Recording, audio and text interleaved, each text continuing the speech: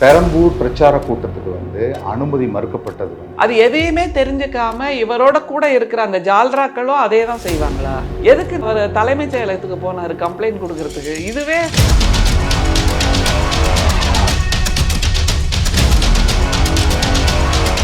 போர்வையில் வடிகட்டின ஜமக்காலத்தில் வடிகட்டின ஒருவரை தலைவராக நீங்க எப்படி நினைக்கிறீங்கன்னு நேத்து திடீர்னு தூக்கத்துல இருந்து விழிச்சிட்டு இன்னைக்கு போய் நான் நேரா கோட்டையில போய் கொடியேற்றிட்டு சிஎம் ஆயிடுவேன் அப்படின்னு சொல்றது தப்பு.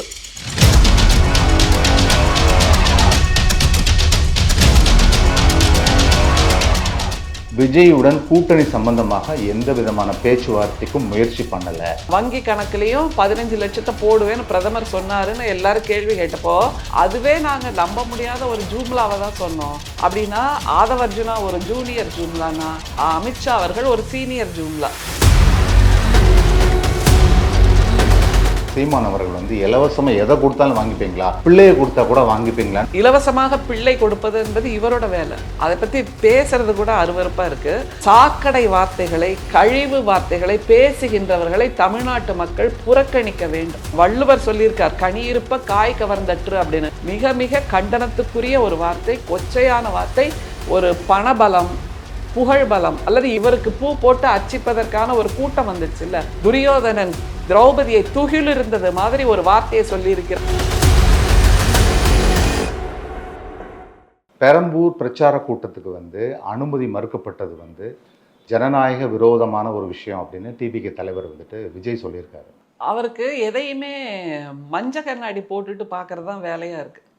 குற்றப்பார்வை மட்டும்தான் பார்க்குறாரு. மற்றவங்களை எப்படி குறை சொல்றது, அவங்க மேலே எப்படி தப்பு கண்டுபிடிக்கிறது, இந்த ஒரு பார்வை, இந்த ஒரு சிந்தனை தான் அவருக்கு இருக்கே தவிர தன்கிட்ட என்ன தவறு இருக்கு, தனக்கு எது தெரியல, தெரியாததை தெரிஞ்சுக்கணும் அப்படிங்கிற மாதிரியான எந்த சிந்தனையும் இல்லாதவராக அவர் இருக்கிறார். இது எல்லாருக்குமே தெரியும். சுவிதாங்கிற அந்த ஆப் இருக்கு, அதன் மூலமாக தான் நீங்கள் அப்ளை பண்ணணும். அரங்க கூட்டத்துக்குன்னா எவ்வளோ நாளுக்குள்ள அப்ளை பண்ணணும், மாநாடுன்னா எவ்வளோ நாள், அப்புறம் தெருமுனை பிரச்சாரம்னா எவ்வளோ நாள். தெருமுனை பிரச்சாரம்னா முழுக்க நீங்கள் ரோட்டை அடைக்கக்கூடாது, ஒரு சைடு தான் போடணும். அங்கேயும் மைக்கு போட்டு பேசணும்னா அதுக்கும் அனுமதி வாங்கணும். இப்படி காலம் காலமாக, இன்னைக்கு நேற்று இல்லை, தேர்தல் ஆணையம் ஆரம்பிக்கப்பட்ட நாள்ல இருந்தே தேர்தலுக்கான வழிமுறைகள்ங்கிறது இருக்கு. அது எதையுமே தெரிஞ்சுக்காம இவரோட கூட இருக்கிற அந்த ஜால்ராக்களும் அதே தான் செய்வாங்களா? எதுக்கு நேற்று அவர் தலைமைச் செயலகத்துக்கு போனாரு கம்ப்ளைண்ட் கொடுக்கறதுக்கு? இதுவே கேலிக்குரியதா இல்லை? இவ்வளவு வடிகட்டின, போர்வையில் வடிகட்டின ஜமக்காலத்தில் வடிகட்டின ஒருவரை தலைவராக நீங்க எப்படி நினைக்கிறீங்கன்னு அந்த கட்சியை சேர்ந்த அந்த ரசிகர் பட்டாளத்திட்ட தான் நம்ம கேட்கணும். இதுலேயும் திமுகவை தான் குறை சொல்லிட்டு இருக்காருன்னா இது கடைந்தெடுத்த அறிவீனம் அப்படிங்கிறத தவிர வேற எதையுமே சொல்ல தெரியல. நிஜமாவே தேர்தல் இதுக்கு தான் நம்ம சொல்கிறோம், இவர் கொஞ்ச நாள் இருக்கணும், இருந்து இந்த அரசியல்னா என்ன, அரசியல் நடைமுறைகள்னா என்ன, அரசியலுக்கு வருவதற்கு என்னெல்லாம் செய்யணும், எப்படியெல்லாம் மீட்டிங் நடத்தணும், எப்படியெல்லாம் கூட்டம் நடத்தணும், எப்படி மக்கள்கிட்ட பேசணும், இந்த மாதிரி விஷயங்களெல்லாம் கற்றுக்கிட்டு நீங்கள் அப்புறம் வாங்க. நேற்று திடீர்னு தூக்கத்துலேருந்து விழிச்சிட்டு இன்னைக்கு போய் நான் நேராக கோட்டையில் போய் கொடியேற்றிட்டு சிஎம் ஆயிடுவேன் அப்படின்னு சொல்கிறது தப்பு. ஒருவேளை இப்படி நினச்சிட்டு போயிருக்கலாம். அவர் தலைமைச் செயலகத்துக்கு ஏன் போனாருன்னு கேட்குறோம்ல. சிஎம் ஆகிற கனவில் இருக்காரு. சிஎம் ஆகிட்டா தலைமைச் செயலகத்துக்கு தானே போகணும், அது எப்படி இருக்குன்னு போய் பார்த்துட்டு வந்துடலான்னு நேற்று போயிட்டாரோ என்னவோ. ஆனால் போகிறப்ப கூட ஒரு தூக்க கலக்கத்தோடு அல்லது ஏதோ ஒரு மயக்கத்தோடு அவர் போனதாக மக்கள் சொல்கிறார்கள்.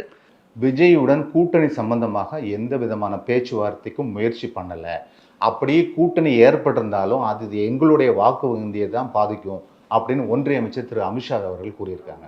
ஆதவர்ஜுனா சொல்றது பொய்யா, அமித்ஷா அவர்கள் சொல்றது பொய்யாங்கிறத அவங்க 2 பேர்ல தான் யாராவது ஒருத்தர் நிரூபிச்சாகணும். ஆனால் மொத்தமாக பார்த்தா பொதுமக்களை, இந்திய வாக்காளர்களை, தமிழ்நாட்டு வாக்காளர்களை இவங்க 2 பேருமே பொய் சொல்லி குழப்பிட்டு இருக்காங்கங்கிறது உண்மையாயிடுது. அதை தவிர அமித்ஷா அவர்கள் அந்த 2014 தேர்தல் அப்போவே என்ன தெரியுமா சொன்னாரு, இந்திய மக்கள் எல்லாரோட வங்கி கணக்குலயும் 15 லட்சத்தை போடுவேன்னு பிரதமர் சொன்னாருன்னு எல்லாரும் கேள்வி கேட்டப்போ அதுவே நாங்க நம்ப முடியாத ஒரு ஜூம்லாவை தான் சொன்னோம், நீங்க அதை நம்பிட்டீங்களா அப்படின்னு நம்மளே திருப்பி கேட்டார்ல. அந்த மாதிரி மீண்டும் மீண்டும் ஜூம்லா சொல்வதுதான் அமித்ஷா அவர்களின் வேலையாக இருக்கிறதுனா இதுவும் ஒரு ஜூம்லா. அப்படின்னா ஆதவர்ஜுனா ஒரு ஜூனியர் ஜூம்லானா, அமித்ஷா அவர்கள் ஒரு சீனியர் ஜூம்லா. அப்படியாக ஜூம்லாக்களால் கட்டமைக்கப்பட்ட ஒரு கட்சியாக பிஜேபியும் இருக்கிறது, டிவிகேயும் இருக்கிறது அப்படிங்கிறது தான். இவங்க 2 பேரும் மாற்றி மாற்றி குற்றம் சொல்லிக்கிறாங்க, குறை சொல்லிக்கிறாங்க. 2 பேரும் வடிகட்டின பொய்யர்கள் அப்படிங்கிறது தான் இப்போ தமிழ்நாட்டு மக்கள் புரிஞ்சுக்கணும். நாம் தமிழர் கட்சி ஒருங்கிணைப்பாளர் திரு சீமான் அவர்கள் வந்து இலவசமாக எதை கொடுத்தாலும் வாங்கிப்பீங்களா, பிள்ளையை கொடுத்தா கூட வாங்கிப்பீங்களான்னு ஒரு சர்ச்சைக்குரிய ஒரு வார்த்தையை பயன்படுத்திட்டாரு. அது பொதுமக்கள் மத்தியில் பயங்கரமாக பிரச்சனையாகி அவரோட உருவ பொம்மை எரிக்கிற வரைக்கும் போயிருக்கு. ஏன்னா அவர் அப்படிப்பட்ட மனிதர் தாங்கிறது எல்லாருக்குமே தெரியும். என்னைக்கு அவர் தரமாக பேசியிருக்கிறார்? ஏனென்றால் எத்தனை பெண்கள் கதறிக்கொண்டிருக்கிறார்கள்ங்கிறதெல்லாம் நமக்கு நல்லாவே தெரியும். அதை பற்றி பேசுறது கூட அருவருப்பாக இருக்குது. அதனால் இப்படியாக சாக்கடை வார்த்தைகளை, கழிவு வார்த்தைகளை பேசுகின்றவர்களை தமிழ்நாட்டு மக்கள் புறக்கணிக்க வேண்டும். அவங்க கூட போயிட்டு இருக்கிற அந்த வேட்பாளர்கள் இருக்காங்கல்ல, அவங்களுக்கு அவமானம் இது. இப்படிப்பட்ட ஒரு வார்த்தையை சொல்லும்போது பக்கத்தில் வேட்பாளர் கையை வணங்கிட்டு நின்றுட்டு தானே இருக்காங்க. அப்போ அவர்கள் அல்லவா அதை மறுத்திருக்கணும், கண்டனம் தெரிவிச்சிருக்கணும். அப்படி தெரிவிக்காத அந்த வேட்பாளர்களும் கண்டனத்துக்குரியவர்கள், இப்படி பேசுகின்ற சீமானும் கண்டனத்துக்குரியவர் அப்படிங்கிறத புரிஞ்சுக்கணும். தமிழ்நாட்டு மக்கள் இவர்களெல்லாம் புறம் தள்ளி விடுவார்கள். வள்ளுவர் சொல்லியிருக்கார், கனி இருப்ப காய் கவர்ந்தற்று அப்படின்னு. ஒருத்தர் பேசும்போது எப்படியான வார்த்தைகளை பேச வேண்டும்னு இவர் சொல்லுவார்ல, வள்ளுவர் தாத்தா, வள்ளுவர் எங்களுடைய மூதாதையர், எங்களுடைய மூத்த ஐயன் அப்படின்னு எல்லாம்.